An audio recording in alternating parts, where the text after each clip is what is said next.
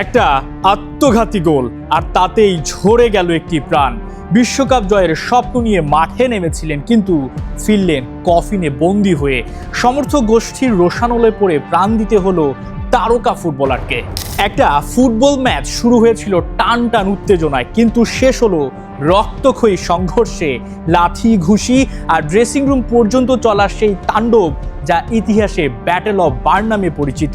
আর আধুনিক ফুটবলের কথা বলবেন, সেখানেও আছে বিভৎসতা, যেখানে একজন ফুটবলার আরেকজনের কাঁধের মাংস কামড়ে ছিঁড়ে নেন সবার সামনে।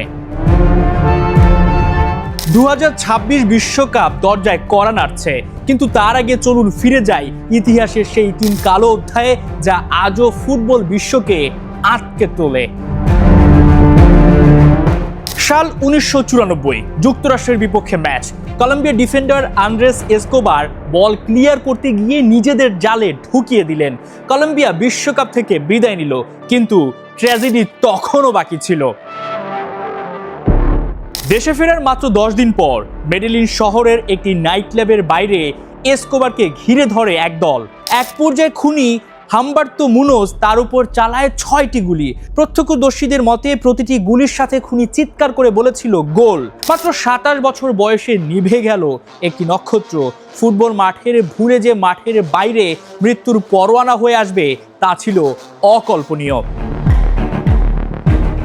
এ ঘটনার রাতেই গ্রেফতার হয় হত্যাকারী। 43 বছরের কারাদণ্ড হলেও মাত্র 11 বছর জেল খেটে বের হয়ে যান খুনি।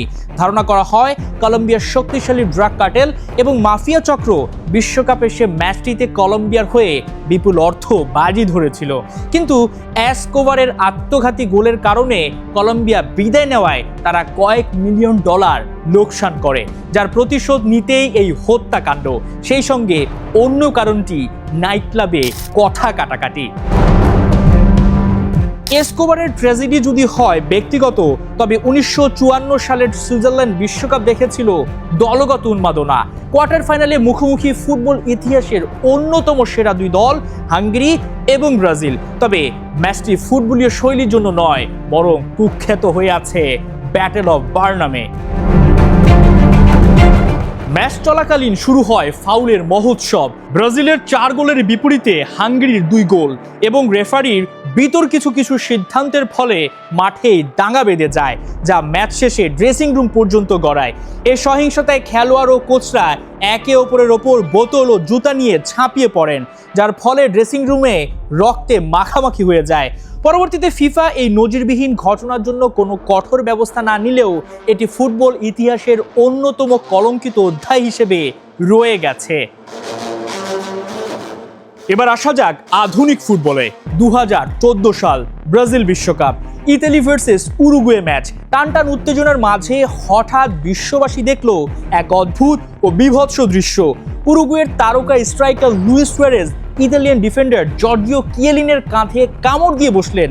মাঠেই কিয়েলিনে তার কাঁধের কামড়ের দাগ দেখালেন। ফিফার সাথে সাথে সুয়ারেজকে 9 ম্যাচের নিষেধাজ্ঞা এবং 4 মাসের জন্য সব ধরনের ফুটবল থেকে নিষিদ্ধ করে। একজন বিশ্বসেরা খেলোয়াড় কিভাবে এমন হিংস্রতা করতে পারেন, তা আজও বড় এক প্রশ্ন। ফুটবল শুধু 90 মিনিটের লড়াই নয়, এটি আবেগ, দেশপ্রেম আর কখনো কখনো চরম অস্থিরতার এক মঞ্চ। এই 3টি ঘটনায় মনে করিয়ে দেয় বিশ্বকাপ শুধু আনন্দের উৎসব নয়, এটি মানুষের রাগ, অহংকার আর ট্র্যাজেডিরও এক জীবন্ত আয়না। মাঠে গোলের উল্লাস যেমন ইতিহাসের স্বর্ণাক্ষরে লেখা থাকে, ঠিক তেমনি এই কালো অধ্যায়গুলো চিরস্থায়ী ক্ষত হয়ে থেকে গেছে ফুটবলের ইতিহাসে।